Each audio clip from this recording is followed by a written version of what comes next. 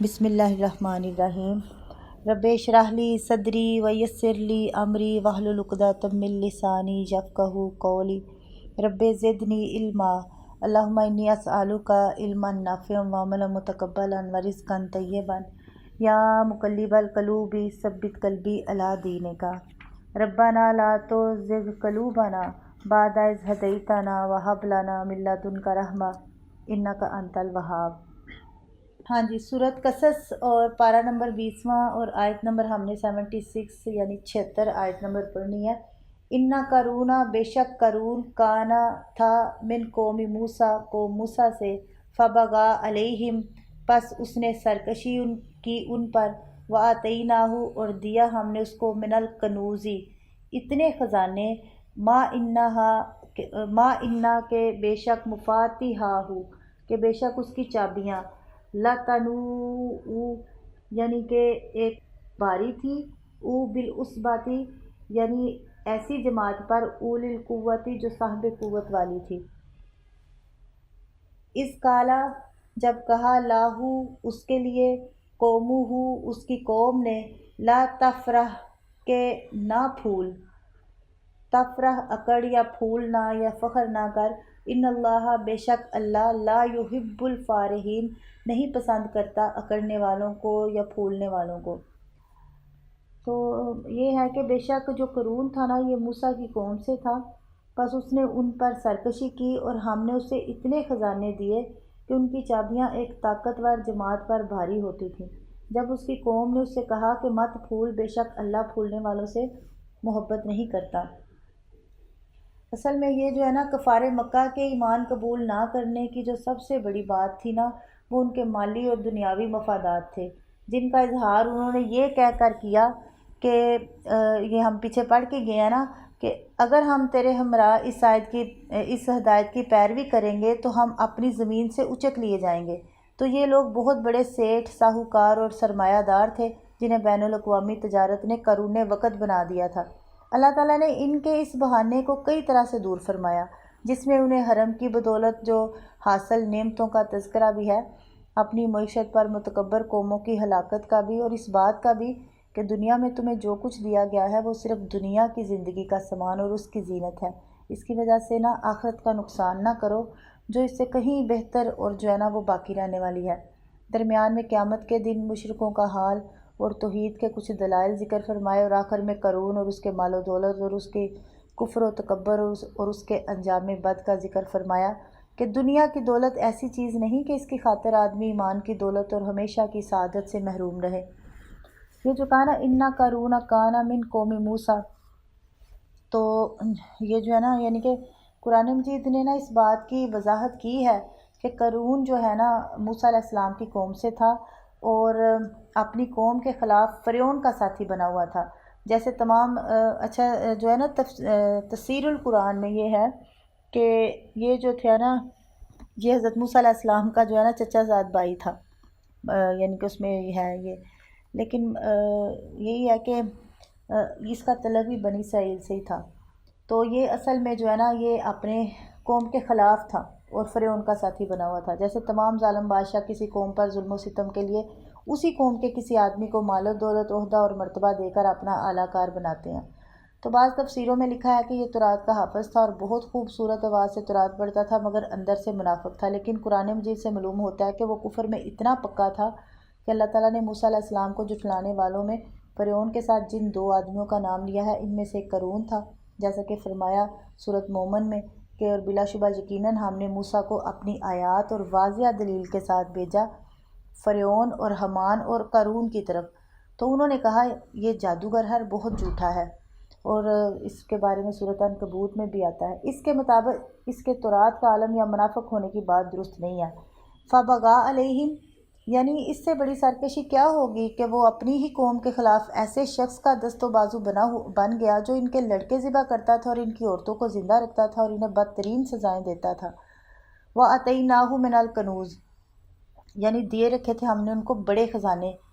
تو اس سے پتہ چلتا ہے کہ ظالموں کو جو مال ملتا ہے وہ بھی اللہ تعالیٰ ہی عطا کرتا ہے، جس میں ان کی آزمائش اور ان پر حجت پوری کرنے کی حکمت پوشیدہ ہوتی ہے۔ العصبۃ یہ ایسی یعنی کہ غیر معین آدمیوں کی جماعت،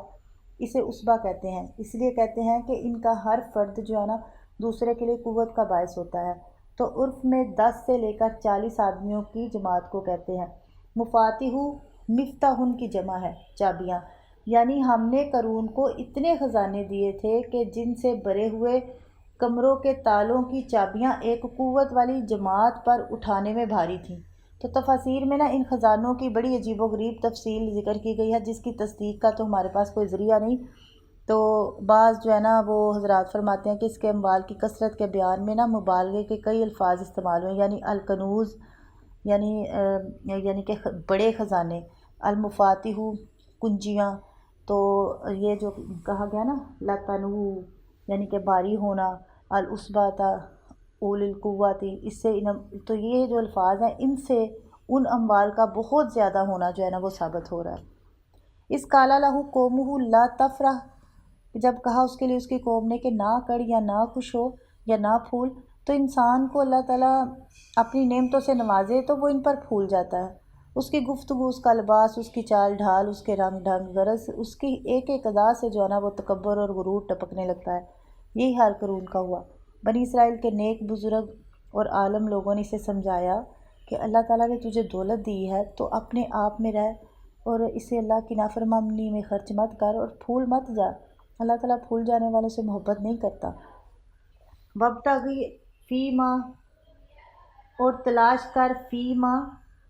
جو کچھ آتاک اللہ دیا ہے تجھ کو اللہ نے،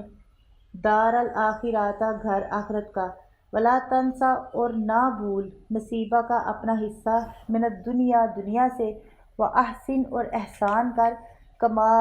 جیسا کہ احسن اللہ احسان کیا اللہ نے، الیک تیری طرف، ولا تبغی اور نہ تلاش کر، فساد فی الارض زمین میں، ان اللہ بے شک اللہ لا یحب المفسدین نہیں پسند کرتا فساد کرنے والوں کو۔ یعنی اور جو کچھ اللہ نے تجھے دیا ہے اس میں آخرت کا گھر تلاش کر، اور دنیا سے اپنا حصہ مت بھول، اور احسان کر جیسے اللہ نے تیرے ساتھ احسان کیا، اور زمین میں فساد مت ڈھونڈ، بے شک اللہ فساد کرنے والوں سے محبت نہیں کرتا۔ تو اللہ تعالیٰ نے تجھے جو کچھ عطا فرمایا ہے اس کے ذریعے سے آخری گھر یعنی جنت حاصل کرنے کی کوشش کر،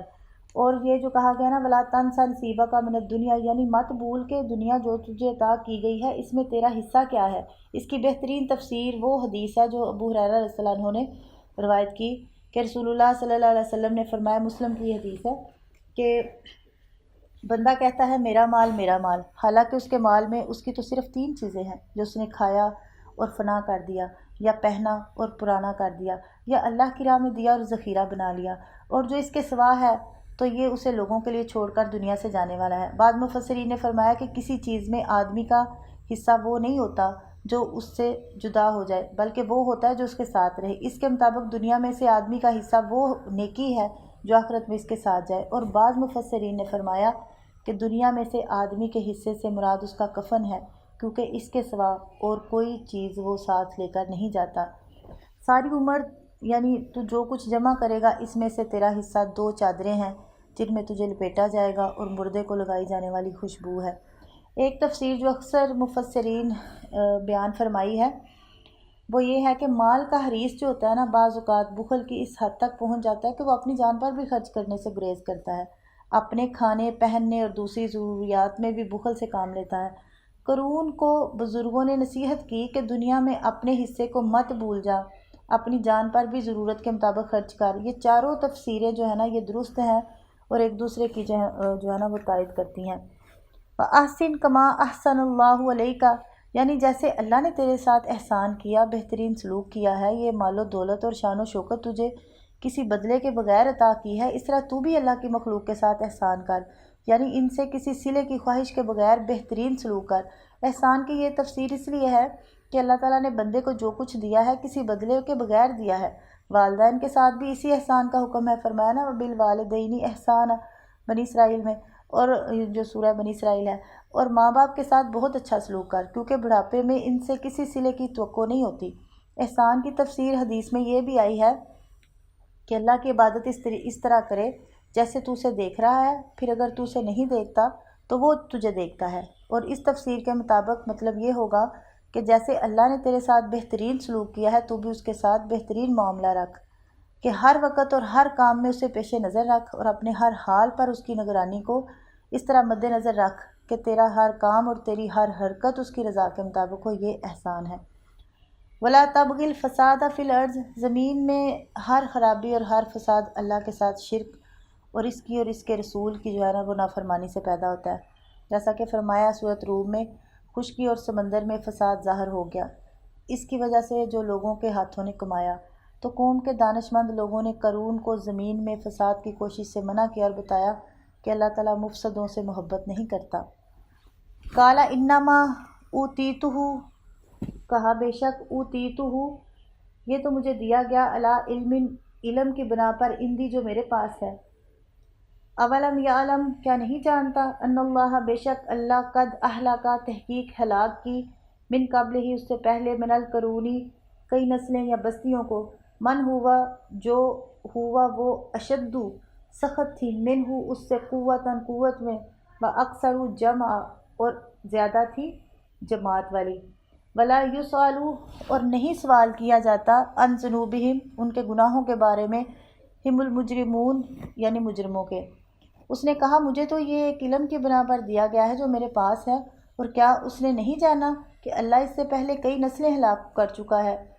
جو اس سے زیادہ طاقتور اور زیادہ جماعت والی تھی، اور مجرموں سے ان کے گناہوں کے بارے میں پوچھا نہیں جاتا۔ اس نے کہا اللہ کا مجھ پر کوئی احسان نہیں، یہ سب کچھ تو مجھے صرف اس علم کی وجہ سے دیا گیا ہے جو میرے پاس ہے۔ یہ اس طرح کی بات ہے جیسے آج کل کے جو سائنسدان جو ہے نا، دوہریا خاص طور پہ سائنسدان کہتے ہیں کہ ہماری تمام تر ترقی ہمارے علوم کی وجہ سے ہے، اللہ تعالیٰ کا اس میں کوئی دخل نہیں۔ یہ نہیں سوچتے کہ یہ عقل و ذہانت اور مہارت عطا کرنے والا کون ہے۔ دوسری تفسیر یہ ہے کہ اندی کو علم کے متعلق ماننے کی بجائے اوتیتہ کے متعلق مانا جانا جائے۔ اس صورت میں معنی یہ ہوگا کہ میرے نزدیک یہ سب کچھ جو مجھے اللہ تعالیٰ نے میرے اعمال اور اوصاف کو جاننے کی بنا پر ملا ہے، یعنی اسے معلوم تھا کہ میں اس قابل ہوں، اگر میں اس کی نگاہ میں ناپسندیدہ ہوتا تو وہ مجھے کیوں مال دیتا۔ جس طرح یہ قریش مکہ بھی کہتے تھے نا کہ اگر اللہ کے نزدیک ہم ناپسندیدہ ہوتے تو وہ ہمیں اتنی آسائشیں، اتنی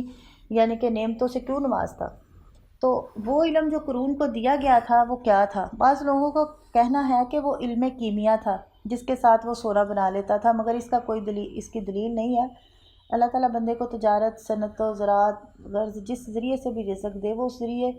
کو رزق کا باعث قرار دے لیتا ہے، اور اس مالک کو بھول جاتا ہے جس نے اس کے لیے اس علم و ہنر کو ذریعہ بنایا۔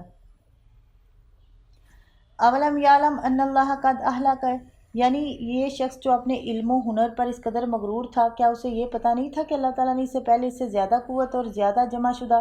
مال اور زیادہ جماعتوں والے لوگوں کو ہلاک کر دیا، ان کا جو علم و ہنر انہیں ہلاک ہونے سے روک نہ سکا، تو اس کا وہ علم جس پر اسے ناز ہے اسے ہلاک ہونے سے کیسے بچا سکے گا؟ اور اگر دنیا میں زیادہ مال و دولت اور زیادہ یعنی کہ لوگوں کے ہونا اللہ تعالیٰ کے خوش ہونے کی دلیل ہے، تو پھر ان لوگوں پر عذاب کیوں آیا جو اس سے زیادہ قوت والے اور زیادہ تعداد والے تھے؟ وَلَا يُسْأَلُ عَنْ ذُنُوبِهِ الْمُجْرِمُونَ، یعنی مجرم تو یہی دعویٰ کیا کرتے ہیں کہ ہم بہت اچھے لوگ ہیں، مگر جب ان پر جرم ثابت ہو جاتا ہے اور اللہ کا عذاب آتا ہے تو ان سے پوچھ کر انہیں نہیں پکڑا جاتا کہ تمہارے گناہ کیا ہیں۔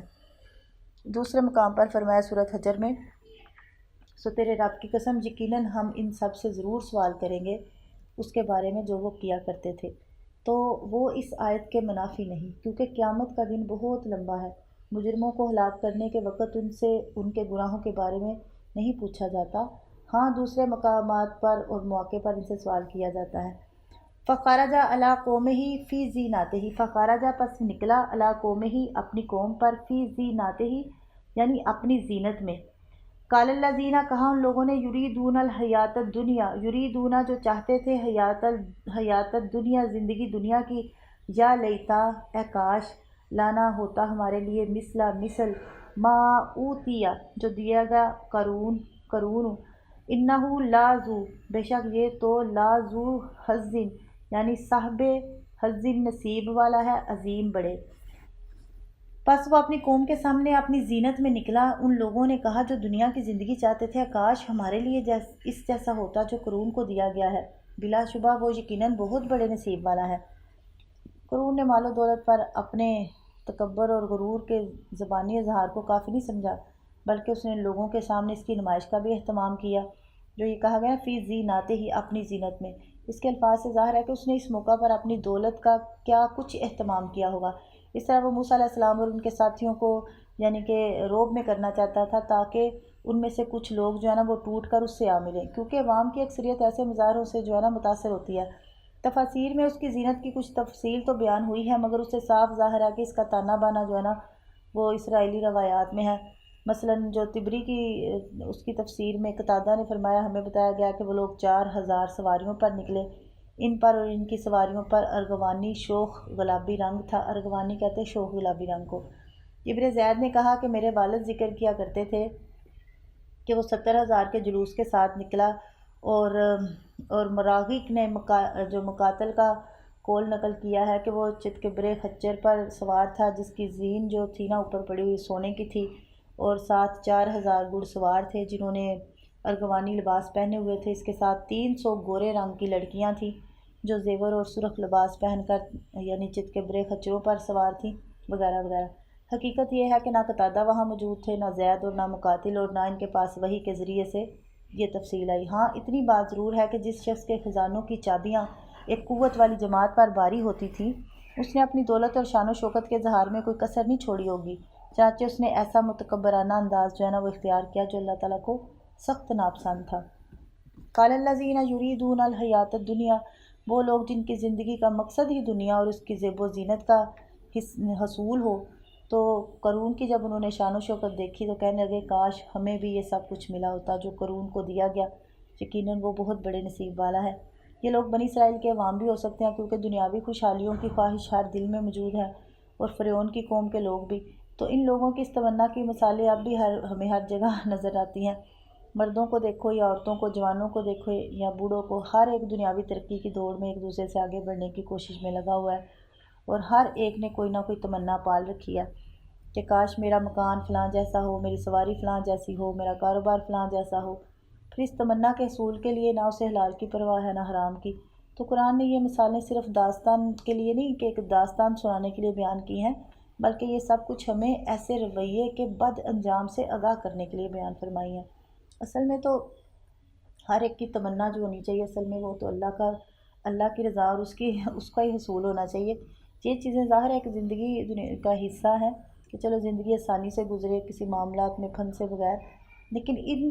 اسی تمنا میں ہی نا سارا وقت اور سارا ٹائم گزر جائے کہ بندہ بس اسی سوچ میں گم ہو جائے اور اصل مقصد بھول جائے۔ وقال الذین، اور کہا ان لوگوں نے، اوت العلم، جنہیں دیا گیا تھا علم، ویلکم، یعنی کہ افسوس تم پر، ثواب اللہ خیر، ثواب اللہ کا بہتر ہے، لمن، اس شخص کے لیے، من آمنہ، جو ایمان لایا، وعمل صالحا، اور عمل کیے نیک، ولا یلقاہا، اور یہ نہیں ملتا یا یہ چیز نہیں دی جاتی، الا الصابرون، مگر صبر کرنے والوں کو۔ اور ان لوگوں نے کہا جنہیں علم دیا گیا تھا، افسوس تم پر، اللہ کا ثواب اس شخص کے لیے کہیں بہتر ہے جو ایمان لایا اور اس نے اچھا عمل کیا، اور یہ چیز نہیں دی جاتی مگر انہیں کو جو صبر کرنے والے ہیں۔ تو وہ لوگ جنہیں علم دیا گیا تھا کہنے لگے افسوس تم پر، اللہ کی نافرمانی کے ساتھ حاصل ہونے والی اس زیب و زینت اور شان و شوکت کے مقابلے میں اللہ تعالیٰ کا عطا کردہ بدلہ کہیں بہتر ہے جو وہ ایمان اور عمل صالحہ والوں کو عطا کرتا ہے۔ اس آیت میں اللہ کے ثواب سے مراد وہ رزق کریم ہے جو اللہ تعالیٰ کے احکام پر قائم رہ کر محنت و کوشش کے نتیجے میں دنیا اور آخرت میں حاصل ہوتا ہے۔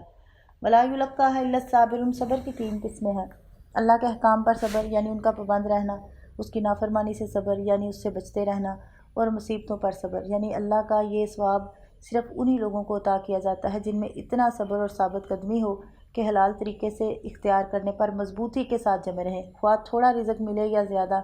حرام سے قطعاً اجتناب کریں، خواہ اس سے کتنے ہی فائدے مل رہے ہوں، اور اس سچائی کو اور دیانت کی وجہ سے پیش آنے والی ہر مشکل اور مصیبت پر صبر کریں۔ دنیا کی تکالیف کو عارضی اور چند روزہ سمجھ کر کسی نہ کسی طرح گزارا کریں، اور اللہ تعالیٰ سے شکوہ شکایت کو اس کا کوئی لفظ زبان پر نہ لائیں۔ اللہ تعالیٰ کی عطا کردہ ثواب یعنی جو مومن کو دنیا میں ملتا ہے، تھوڑا ہو یا زیادہ، کافر کے مال و منال سے خواہ وہ کتنا ہی زیادہ ہو، اس لیے بہتر ہے کہ مومن کو اللہ کی فرما برداری کی خوشی کا احساس، اس کے عطا کردہ رزق پر صبر و قناعت اور اس کی وجہ سے ملنے والی سکون و اطمینان کی دولت کے مقابلے میں کافر کے اموال، اولاد اور زیب و زینت کی کوئی حقیقت ہی نہیں، جو اللہ تعالیٰ کے فرمان کے مطابق ان کے لیے بے شمار رنج و غم اور عذاب کا باعث ہوں گے۔ سورۃ توبہ میں فرمایا، سو تجھے نہ ان کے اموال بھلے معلوم ہوں اور نہ ان کی اولادیں، اللہ تو یہی چاہتا ہے کہ انہیں ان کے ذریعے دنیا کی زندگی میں عذاب دے اور ان کی جانیں اس حال میں نکلیں کہ وہ کافر ہوں، اور آخرت میں اللہ کا ثواب جو ہے نا وہ کفار کی دنیاوی زیب و زینت سے یا زینت و مال سے اس لیے کہیں بہتر ہے کہ یہ عارضی ہے اور وہ تو باقی ہے، اس میں بے شمار پریشانیوں اور رنج و غم کی آمیزش ہے، اور وہ ہر قسم کے رنج و غم کی آمیزش سے پاک ہے جو آخرت کی زندگی ہے۔ فخسفنا، پس دنسا دیا ہم نے بے ہی ساتھ اس کے و بدارے ہی اور اس کے گھر کو، ہل ارضا زمین میں، فما کانا لہو، پس نہیں تھا اس کے لیے، من فیاتن کوئی جماعت، ینصرونہ جو اس کی مدد کرتی، من دون اللہ سوائے اللہ کے یا اللہ کے مقابلے میں، وما کانا اور نہیں تھا، من المنتصرین وہ خود اپنا بچاؤ کرنے والا یا اپنی مدد کرنے والا۔ تو ہم نے اسے اور اس کے گھر کو زمین میں دنسا دیا، پھر نہ اس کے لیے کوئی جماعت تھی جو اللہ کے مقابلے میں اس کی مدد کرتی اور نہ وہ اپنا بچاؤ کرنے والوں میں سے تھا۔ اللہ تعالیٰ کو اس کے تکبر کے اس مظاہرے پر ایسی غیرت آئی کہ اس نے اسے اور اس کے گھر کو، جس میں اس کے اہل و عیال، نوکر چاکر، خزانے تھے، سب کو زمین میں دنسا دیا۔ اور قارون کی اس حالت پر وہ حدیث جو ہے نا وہ بڑی صحیح بیٹھتی ہے جو ابن عمر رضی اللہ عنہ نے بیان کی کہ رسول اللہ صلی اللہ علیہ وسلم نے فرمایا، بخاری کی حدیث ہے، ایک آدمی اپنی چادر تکبر سے گھسیٹتا جا رہا تھا تو اسی حالت میں اسے زمین میں دنسا دیا گیا اور وہ قیامت کے دن تک زمین میں دنستا چلا جا رہا ہے۔ تو علماء تفسیر کا رجحان یہ ہے کہ اس سے مراد جو ہے نا وہ قارون ہے۔ اس آیت اور حدیث سے پتہ چلتا ہے کہ تکبر سے چادر لٹکانا بھی اللہ تعالیٰ کو اس قدر ناپسند ہے کہ اگر اس کی رحمت نہ ہو تو ایسے آدمی کو زمین میں دنسا دیا جائے۔ اس میں شک نہیں کہ کپڑا خود بخود ڈلک جائے تو وہ تکبر نہیں، جیسا کہ ابو بکر صدیق رضی اللہ عنہ کا جو کپڑا تھا نا وہ ڈلک جاتا تھا۔ تو آپ صلی اللہ علیہ وسلم نے فرمایا کہ تم تکبر سے ایسا نہیں کرتے، مگر بعض لوگ جان بوجھ کر کپڑا لٹکاتے ہیں اور کہتے ہیں کہ ہم تکبر سے ایسا نہیں کرتے۔ ان کے متعلق رسول اللہ صلی اللہ علیہ وسلم کا فرمان یہ ہے کہ جابر بن سلیم رضی اللہ عنہ نے ایک لمبی حدیث میں بیان کیا کہ رسول اللہ صلی اللہ علیہ وسلم نے انہیں فرمایا کہ یہ جو ہے نا ابو داؤد کی حدیث ہے کہ اپنی چادر نصف پنڈلی تک اٹھاؤ، اگر نہیں مانتے تو ٹخنوں تک اٹھاؤ اور چادر لٹکانے سے بچو کیونکہ یہ تکبر ہے، اور یقیناً اللہ تعالیٰ تکبر کو پسند نہیں کرتا۔ اس سے ثابت ہوا کہ جان بوجھ کر کپڑا لٹکانا ہی تکبر ہے، کیونکہ رسول اللہ صلی اللہ علیہ وسلم کا فرمان سننے کے بعد اسے نہ ماننا اور جان بوجھ کر کپڑا لٹکانا یہ صاف تکبر ہے۔ جان بوجھ کر چادر لٹکانا اتنا بڑا گناہ ہے کہ ابو ذر رضی اللہ عنہ نے نبی صلی اللہ علیہ وسلم سے بیان کیا، آپ صلی اللہ علیہ وسلم نے فرمایا، مسلم کی حدیث ہے کہ 3 آدمی ایسے ہیں کہ قیامت کے دن اللہ تعالیٰ نہ ان سے کلام کرے گا، نہ ان کی طرف نگاہ کرے گا، نہ ان کو پاک کرے گا، اور ان کے لیے دردناک عذاب ہے۔ 3 دفعہ فرمایا۔ تو ابو ذر رضی اللہ عنہ نے کہا، وہ تو ناکام اور نامراد ہو گئی یا رسول اللہ، وہ کون ہے؟ آپ صلی اللہ علیہ وسلم نے فرمایا، اپنی چادر ٹخنوں سے نیچے لٹکانے والا اور احسان کر کے جتلانے والا اور اپنا سامان جھوٹی قسم کے ساتھ بیچنے والا۔ یہ ذہن میں رکھنی ہے آپ نے بات۔ قرآن مجید کے بیان سے صاف ظاہر ہے کہ اسے زمین میں دنسانے کا باعث اس کا تکبر، اس کے اظہار کے لیے اس کا اپنی زینت اور شان و شوکت کے ساتھ نکلنا تھا، مگر بعض مفسرین نے اس کی بغاوت اور سرکشی کے اور واقعات بھی بیان کیے ہیں، جن میں سے ایک یہ ہے کہ قارون نے ایک فاحشہ عورت کو اس شرط پر کچھ مال دیا کہ وہ موسیٰ علیہ السلام پر بدکاری کی تہمت لگائے۔ جب وہ بنی اسرائیل میں کھڑے ہو کر کتاب اللہ کی تلاوت کر رہے ہو تو یہ عورت جو ہے نا کہے کہ اے موسیٰ، تم نے میرے ساتھ ایسے ایسے کیا ہے۔ لہٰذا جب اس نے اس مجلس میں موسیٰ علیہ السلام کو یہ بات کہی تو وہ ڈر کر کانپ اٹھے اور 2 رکعتیں پڑھ کر اس کی طرف متوجہ ہوئے۔ فرمایا، میں تمہیں اس اللہ کی قسم دیتا ہوں جس نے سمندر کو پھاڑا اور تمہیں جو ہے نا فرعون سے نجات دی اور فلاں فلاں احسانات کیے، کہ تم ہر صورت وہ شخص بتاؤ جس نے تمہیں اس بات پر آمادہ کیا ہے جو تم نے کہی ہے۔ اس نے کہا، جب آپ نے مجھ سے قسم دے کر پوچھا ہے تو قارون نے مجھے اتنا مال دیا ہے اس شرط پر کہ میں آپ کو اس طرح کہوں، اور میں اللہ سے معافی مانگتی ہوں اور توبہ کرتی ہوں۔ اس پر موسیٰ علیہ السلام سجدے میں گر گئے اور قارون کے بارے میں اللہ تعالیٰ سے دعا کی۔ اللہ تعالیٰ نے انہیں وحی کی کہ میں نے زمین کو حکم دے دیا ہے کہ اس کے متعلق تمہارا حکم مانے، تو موسیٰ علیہ السلام نے زمین کو حکم دیا کہ اسے نگل جا، تو ایسا ہی ہوا۔ ابن کثیر نے یہ واقعہ ابن عباس رضی اللہ تعالیٰ عنہما سے نقل کیا ہے۔ سند اس کی اچھی بھی ہو تو یہ ان کا قول ہے، انہوں نے اسے رسول اللہ صلی اللہ علیہ وسلم سے نقل نہیں فرمایا، اور ظاہر ہے اس واقعہ کے وقت ابن عباس بھی موجود نہیں تھے، بلکہ درمیان میں سینکڑوں ہزاروں سالوں کا وقفہ ہے، اس لیے اس کی اسرائیلی روایت ہونے میں کوئی شک نہیں، جس پر تو یقین ممکن نہیں، خصوصاً اس لیے کہ اس قرون کا جو سمندر سے پار ہونا بھی جو ہے نا وہ ذکر ہے، جبکہ سورہ مومن میں اللہ تعالیٰ نے موسیٰ علیہ السلام کو فرعون، حامان اور قارون کی طرف بھیجنے اور تینوں کے آپ کو جھٹلانے کا ذکر فرمایا، پھر فرعون اور اس کے ساتھیوں کے متعلق فرمایا سورۃ مومن میں، اور آل فرعون کو برے عذاب نے گھیر لیا جو آگ ہے، اور وہ اس پر صبح و شام پیش کیے جاتے ہیں۔ اس طرح سورہ عنکبوت میں بھی ہے کہ ان تینوں کے تکبر کی وجہ سے ایمان نہ لانے اور اپنے گناہوں میں پکڑے جانے کا ذکر ہے۔ قرآن مجید سے قرون کے ایمان لانے یا سمندر سے پار جانے کا کوئی اشارہ نہیں ملتا، بلکہ اس کے مسلسل جھٹلانے، تکبر کرنے اور اس کی سزا میں نا زمین کے اندر دنس جانے کا ذکر ہی ملتا ہے۔ ابن کثیر نے فرمایا یہاں بہت سی اسرائیلیت روایات ذکر کی گئی ہیں جن سے ہم جو ہے نا وہ راز ہی بہتر ہے۔ پھر کہا گیا فما کان لہ من فئۃ ینصرون، یعنی اس وقت نہ کوئی جماعت تھی جو اس کی مدد کو پہنچتی، نہ وہ خود اپنے آپ کو بچا سکا، اس کے نوکر چاکر، ساتھی اور دوست اس کے کسی بھی کام نہ آ سکے۔ وَأَصْبَحَ الَّذِينَ، اور صبح کو وہ لوگ، تمنو جو آرزو کرتے تھے، مکانہ اس کی جگہ کی، بالامس ساتھ کل کو، یقولون کہنے لگے، وَيْكَأَنَّ افسوس، وَيْكَأَنَّ اللَّهَ افسوس کہ اللہ یبسط کشادہ کرتا ہے رزق کا رزق، لمن یشاء جس کے لیے چاہتا ہے، من عبادہ اپنے بندوں سے، وَيَقْدِرُ اور کم کرتا ہے، لولا کیوں نہیں، ان من اللہ اگر احسان نہ کیا ہوتا اللہ نے علینا ہم پر، لخسف بنا تو دنسا دیے جاتے ہم بھی، وَيْكَأَنَّهُ اور افسوس، لا یفلح الکافرین نہیں فلاح پائیں گے کافر۔ اور جن لوگوں نے کل اس کے مرتبے کی تمنا کی تھی، انہوں نے اس حال میں صبح کی کہ کہہ رہے تھے کہ افسوس ایسا معلوم ہوتا ہے کہ اللہ اپنے بندوں میں سے جس کے لیے چاہتا ہے رزق کشادہ کرتا ہے اور تنگ کر دیتا ہے، اگر یہ نہ ہوتا کہ اللہ نے ہم پر احسان کیا تو وہ ضرور ہمیں بھی دنسا دیتا۔ افسوس ایسا معلوم ہوتا ہے یا حقیقت یہ ہے کہ کافر فلاح نہیں پاتے۔ تو یہ جو ہے نا وہی کرنا، یہ اس کی تفسیر میں کئی قول ہیں۔ بعض نے فرمایا اس کا معنی ہے الم ترى انا، کیا تو نے نہیں دیکھا ہے، اور بعض نے فرمایا کہ اس کا معنی ہے یعنی تعجب ہے، اس لیے کہ بے شک اللہ تعالیٰ، اور بعض نے فرمایا یعنی ندامت اور افسوس کے اظہار کے لیے آتا ہے، یہ والا جو لفظ ہے نا کہ افسوس ایسا معلوم ہوتا ہے کہ، اس کا یہ جو ہے نا یہ ترجمہ ہے، یعنی کل جو لوگ مال و دولت اور جاہ و حشمت میں قارون کے حاصل مرتبے کو جو ہے نا وہ تمنا اس کی کر رہے تھے، صبح ہوئی تو وہی کہہ رہے تھے کہ افسوس معلوم یہی ہوتا ہے کہ رزق کا زیادہ ہونا یا کم ہونا کسی کے علم یا محنت پر نہیں، بلکہ اللہ تعالیٰ کی مشیت اور مرضی پر ہے، اور جس کا رزق چاہتا ہے وہ کشادہ کر دیتا ہے، جس کا چاہتا ہے تنگ کر دیتا ہے۔ کسی کو رزق زیادہ دینے کا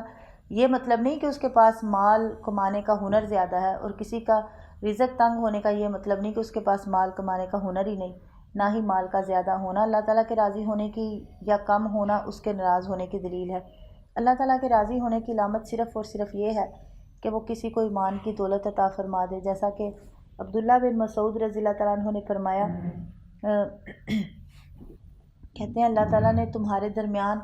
تمہارے اخلاق اس طرح تقسیم کیے ہیں جس طرح اس نے تمہارے رزق تقسیم کیے ہیں، اور اللہ مال اسے بھی دیتا ہے جس سے محبت کرتا ہے اور اسے بھی جس سے محبت نہیں کرتا، مگر ایمان اس کے سوا کسی کو نہیں دیتا جس سے وہ محبت کرتا ہے۔ تو جو زیادہ یعنی کہ بہترین بات ہے وہ ایمان کی ہے، اس کی یعنی کہ چاہت زیادہ ہونی چاہیے۔ باقی جو انہوں نے کہا نا کہ یعنی اللہ تعالیٰ کا احسان ہے کہ اس نے ہمیں قارون کی طرح نہیں بنایا، ورنہ ہماری بھی یہی حالت ہوتی ہے، ہم تو